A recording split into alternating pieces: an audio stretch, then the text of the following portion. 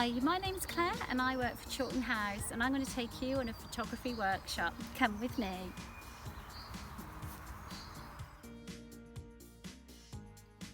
Firstly, let's talk cameras. Any camera is welcome on one of my workshops. You can even bring your iPhone.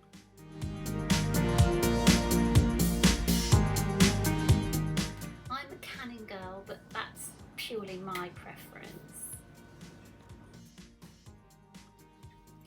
On every camera there are some basic settings, so you really need to be aware of these, and then you can start to sort of get a little bit creative. So if you have a little look at the top of your camera here, where the buttons are on the top, you've got a big button on your left hand side, and you've got normally sort of an AV or TV setting on there, which means aperture priority and shutter speed priority. AV for aperture, TV for shutter speed. Sometimes it's just an A and an S.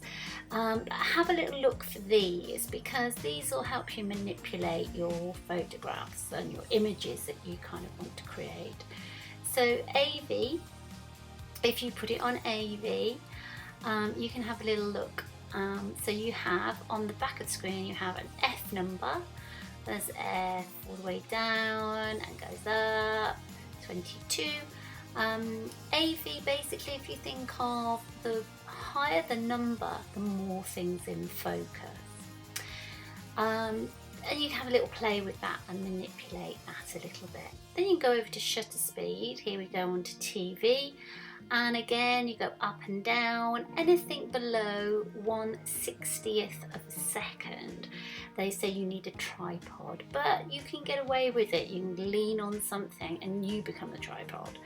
And you know, really fast shutter speeds for things that are moving. So there are some real basics.